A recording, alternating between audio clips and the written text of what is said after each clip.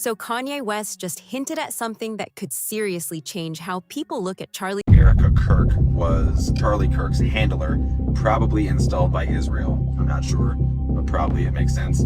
All these Egyptian jets were following her around. I think it was 71 locations. Erika Kirk has removed the wedding photo of her and Charlie Kirk from Charlie's office. What is happening over there? So here's where things start getting messy real fast. Kanye West just dropped a hint that could flip how people see Charlie Kirk and Erika's whole relationship dynamic, and it's not looking clean at all. According to him, Charlie wasn't just going through a rough patch, he allegedly felt trapped, like there was no easy way out, no clean escape, nothing. And what makes this hit even harder is the history. Kanye and Charlie go way back, long before Erika was even part of the picture, so this isn't some random outsider talking. When things reportedly started falling apart behind the scenes, Charlie didn't just sit there quietly. He allegedly reached out to someone he actually trusted, someone who already knew him on a deeper level, Kanye. And now it's getting heavy, because what Kanye is saying lines up almost perfectly with what Candace Owens has been hinting at this whole time. That's when people started connecting dots. Like, wait, this might not be coincidence. Now people are looking back and realizing there may have been warning signs way earlier than anyone thought. And it raises a serious question. If Charlie really felt that stuck, would things have played out differently if he had just walked away sooner? That question alone has people going crazy online right now. And here's the part that really grabs attention. Kanye has said wild stuff before. And yeah, people used to brush him off like noise. But this time, it feels different. What he's saying doesn't sound random. It sounds like it actually fits into a bigger picture. While like pieces clicking together one by one, suddenly those quiet whispers that were floating around before don't seem so easy to ignore anymore. People had already been hinting that behind closed doors, things were way worse than anyone saw publicly. Not just normal relationship stress, but something deeper, more serious, more private. Some were even saying Charlie might have been seriously thinking about divorce, not just as an idea, but as a real plan. And it didn't stop there. There were even claims going around that he may have started making major moves, like cutting Erika out of his will and looking into securing full custody of his kids at the time. That sounds extreme, almost unbelievable, right?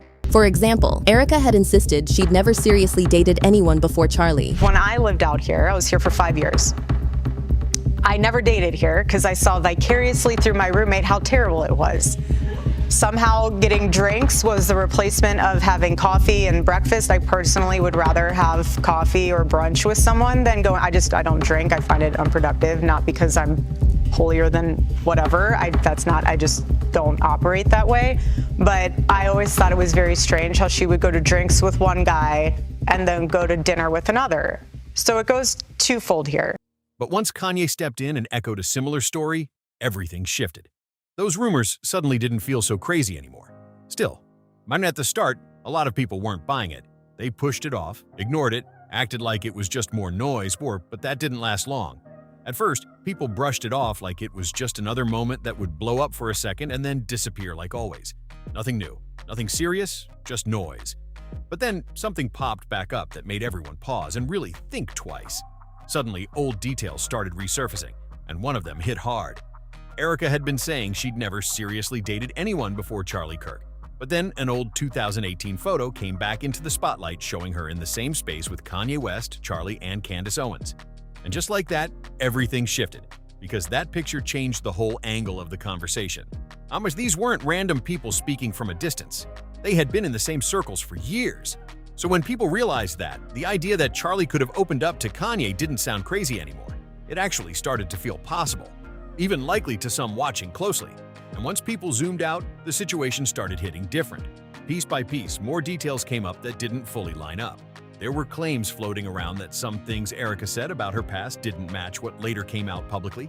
What you're looking at is a picture of Charlie Kirk, Candace Owens, and Kanye West in 2018. Now, I'm not gonna lie to you, bro. This has to be this picture will go down in history books maybe 20, 30 years from now. This is like seeing Winston Churchill, Franklin D. Roosevelt, like the other guy that I can't say his name. This is just one of the weirdest pictures I've seen. Why is Kanye with Charlie Kirk and Candace Owens? I do not know. And that kind of gap, that can shake trust fast. For example, she reportedly presented herself as someone with no serious dating history before Charlie, but then photos and clips started circulating suggesting otherwise, and some names caught people completely off guard. like Cabot Phillips, like someone connected to Charlie's own circle. That alone had people raising eyebrows. Then there's the image she showed publicly. Focused, disciplined, fully aligned with the values she talked about. But at the same time, clips online painted a totally different vibe. Moments from parties, social scenes, and behavior that didn't match the version people thought they knew. That contrast? It had people talking nonstop. And just when it couldn't get more confusing, another layer got added. There was ongoing chatter about her alleged connections to the Central Intelligence Agency. People kept pointing to that viral clip where she appeared in what looked like a polished promotional-style segment tied to the agency. That wasn't something anyone expected. And when you mix all of that together, the past claims, the resurfaced photos, the unexpected connections, the whole situation starts to feel way more complicated than it first looked. At that point, this whole situation didn't feel like simple gossip anymore. It started feeling deep, layered, and honestly hard to ignore. The more pieces people looked at, the more complicated everything got.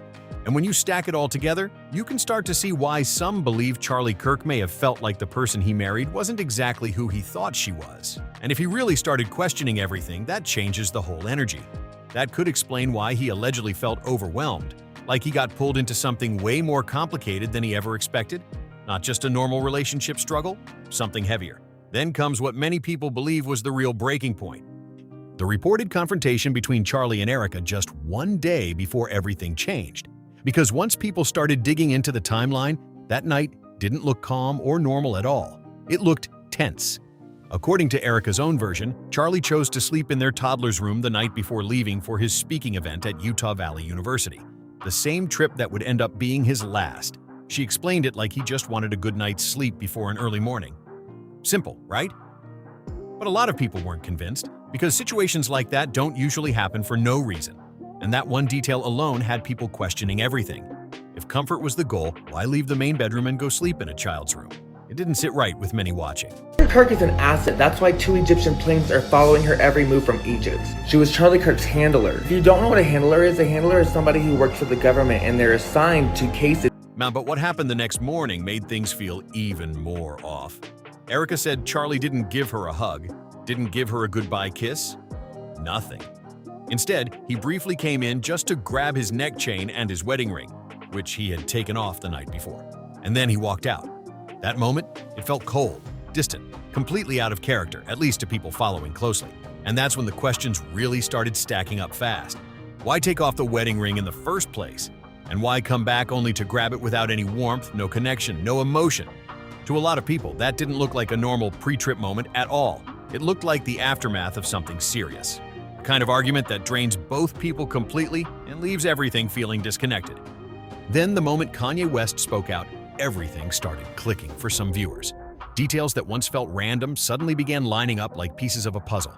The separate rooms, the cold goodbye, the rumors of tension, it all stopped looking like coincidence and started feeling like something bigger was going on behind closed doors. And once people saw it that way, the whole conversation flipped fast. What started as light speculation turned into serious suspicion, especially when they looked at what happened next. Not long after Charlie Kirk passed, Erika stepped right into his role, taking over as CEO of Turning Point USA. And it happened quickly, almost instantly. At the same time, she was out there publicly speaking, positioning herself right at the center of everything. That sudden shift caught a lot of people off guard. And what really added fuel to the conversation was how confident and forward-moving she seemed during that period. For some watching, it didn't match what they expected at all. Instead, it looked like she was already focused on stepping into power, expanding her influence, moving ahead without hesitation, almost like she transitioned into a whole new role overnight. 5 major threats that make our grid extremely vulnerable that we've presented to congressional officials. 1 being cyber, 2 being hackers, 3 being physical threats.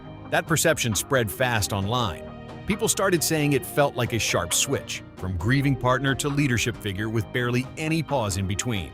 And when you combine that with what Kanye was claiming, the entire story starts to feel completely different. Instead of a stable relationship suddenly shaken by events, some began wondering if there had been deeper issues all along, things building quietly until everything finally came to the surface. And then comes the part that really pushed this into another level. The idea that Erika may have had a more calculated role in Charlie's life, because once Kanye spoke, a whole new wave of theories exploded online. Some people even started asking if she could have been placed in his life for a reason, someone influencing things quietly behind the scenes. As Charlie's influence kept growing, that theory picked up serious attention, especially from those already questioning the timeline and the inconsistencies. And one thing that keeps that theory alive? The confusion around how Erika and Charlie supposedly even met in the first place. Over time, things only got more confusing. Erika shared multiple versions of how she and Charlie Kirk first met, and each version told the story a little differently. Not completely opposite, but just different enough to make people pause. In one version, she said that Tyler Bowyer, someone she described as a family friend, introduced them during the opening of Turning Point USA headquarters. Sounds simple, right? But once other versions started circulating, that's when the confusion kicked in hard, because suddenly it wasn't one clear story anymore. It was multiple versions, each one slightly off, each one raising new questions. And when details don't fully match up, people notice fast. The more people dug into it, the more inconsistencies they felt like they were seeing. It wasn't just a small difference here or there. It was enough to make people start questioning what the real story actually is. Then in another version, Erika reportedly suggested their connection didn't just happen from a quick introduction at an event. Instead, she hinted it developed more directly through shared circles and aligned interests. On the surface, that sounds normal, but when you compare it to the first version, it creates a gap. And that gap, that's exactly what people keep focusing on, because when timelines shift even slightly, it makes people wonder what else might not be fully clear. I'm there thinking it's a business interview. It started that way. Right. So we sit down and you grill me for 3 hours? And he just sat there and he looked at me and he's like, you know what? I'm not going to hire you. And I was like, that's fine. I don't need this job. I'm doing plenty of other things here in Manhattan. He's like, I'm going to date you.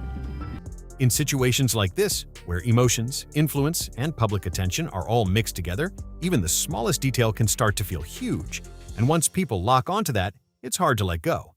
Now add that to everything else already being talked about.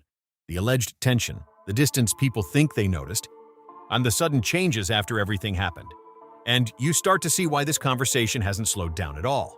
It's not just one thing.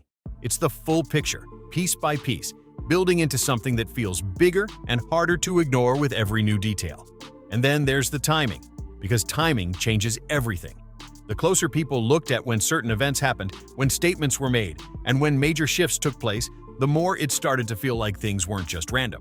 Some even pointed out how quickly Erika seemed to step into a whole new level of visibility and authority. Now on its own, that doesn't prove anything. But when you stack it on top of everything else, it becomes another detail people can't ignore. From the outside, it looked like there was barely any pause between one chapter ending and another one beginning. And that kind of fast transition, it naturally grabs attention and keeps people watching closely. People usually expect a slower process in situations like this. Time to step back, process everything, regroup. But what they saw instead felt fast, structured, almost calculated, and that alone had people talking nonstop. At the same time, not everyone sees it as a red flag. Some supporters argue that stepping up quickly can actually show strength, that in high-pressure moments, some people don't pause. They move forward, and that perspective, it's just as loud in the conversation. That's exactly why everything feels so divided right now. One side sees speed and control, the other sees resilience and leadership. But no matter which side people land on, one thing is clear. The attention on this situation isn't slowing down at all. I will never forget the time I was in Israel with my husband, that was the second time, but the first time with my mother on a pilgrimage. And I was standing in the ticket line, and I remember looking behind me, and in the snake of the ticket line was a guy who looked very familiar. I had no idea who he was. And I told my mom, this guy looks so familiar. And as a typical mother, she said, go and say hi. No, we were late for our flight, and I'm not going to come off like a crazy person that's just weird. That ended up being Charlie. If anything, it's getting bigger. Every clip, every resurfaced moment, every old photo adds another layer people are trying to figure out. And then there's Kanye West, because his role in all of this stands out in a major way. Whether people agree with him or not, his connection to Charlie Kirk gives his words a different kind of weight. He's not just some random voice online. He was actually around the same circles, the same environment, the same people. And that's exactly why what he said didn't just fade away after a day or two. It stuck. People started asking themselves something big. If there's even a chance Charlie confided in him, then how much of this could actually come from real conversations? And once that question enters the chat, everything shifts because now people aren't just reacting to rumors anymore. They're trying to connect dots, and those dots keep leading back to one core idea, that there may have been way more happening behind the scenes than anyone realized at the time. Another thing pushing this even further is how fast narratives form when information is incomplete. When there are gaps, people naturally try to fill them. And sometimes those gaps get filled with assumptions that spread way faster than actual facts. That's exactly what seems to be happening here. Without clear and consistent answers, every small detail starts carrying way more weight than it normally would. A look, a moment, a slight shift in the timeline. Suddenly it all matters. And the longer those questions stay unanswered, the stronger these narratives become. Because silence in situations like this doesn't calm things down. It does the opposite. It creates space for interpretation, more room for speculation, and more reasons for people to keep digging deeper. Now step back and look at the full picture. You've got early whispers about tension, claims about inconsistencies, a timeline that raises eyebrows, a sudden shift in roles, and a high-profile figure like Kanye stepping in with statements that seem to line up with what others have been hinting at all along. We had met through a family friend. He had invited me to the office opening. When you really step back and look at everything, each detail on its own might not seem huge. But together, it builds a story that feels layered, complicated, and honestly hard to ignore. That's exactly why this conversation refuses to slow down. It's not staying still. Every new clip, and every resurfaced moment, every reaction keeps pushing things forward. And at the same time, let's be real, not everything being said has been confirmed. A lot of this is based on interpretation, on how people are reading the situation from the outside. But that hasn't stopped anything. If anything, it's made people even more locked in, because when there's uncertainty, attention goes up. And right now, this situation has a lot of attention. People aren't just watching casually anymore. They're watching closely, waiting for new details, new angles, anything that might finally bring clarity to everything that's been building. Because now, it's not just about one moment or one claim. It's about the full picture. And the real question is, will that picture ever fully come into focus? But then, things got even messier. Another version of the story popped up, and it completely shifted the narrative again. In one interview, Erika claimed she first met Charlie Kirk while visiting Israel with her mother. Sounds straightforward. But wait, because that wasn't the only version. In yet another telling, she said their first meeting happened during what was supposed to be a job interview that somehow turned into a date. And just like that, now there are multiple versions floating around, each one slightly different, each one raising even more questions. And once people started noticing those overlapping timelines, things escalated fast. Because when origin stories don't match up, people start asking questions immediately. What's the real version? Which one is true? Now, instead of one clear story, there are several. And that alone has been enough to keep speculation alive and growing. To a lot of people watching, it doesn't feel like a simple, spontaneous connection anymore. It starts to feel like something that may have had layers from the very beginning. And when you add Kanye West into the mix, everything gets amplified even more. Because now those differences in her story don't just look like small inconsistencies. They start to feel like pieces of a much bigger puzzle. A puzzle that people are trying to solve in real time. So the same question keeps coming back again and again. If the stories don't fully line up, and if Erika was already moving in those same circles before Charlie, was her presence in his life just coincidence? Or something more intentional? That question? It's not going anywhere anytime soon. It just hangs there. Go over everything, keeping people watching, analyzing, and connecting every single detail they can find. Now, I want to hear from you. What do you think about all these different versions of how they met? Do you think it was all just coincidence? Or do you feel like there's more to the story that hasn't fully come out yet? Drop your thoughts in the comments. And if you made it this far, don't forget to like, subscribe, and share this with someone who's been following this situation too. I'll see you in the next video.